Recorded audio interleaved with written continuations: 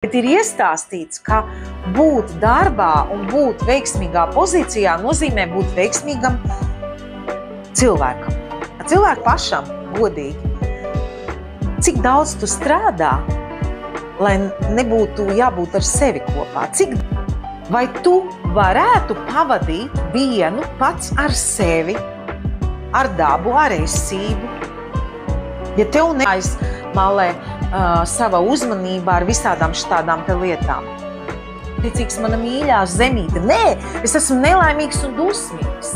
Un vēl jau vairāk man gaismas darbinieku kopiena māca, tu esi nobraucis vibrācijās, tu esi iekritis upurī. Nē!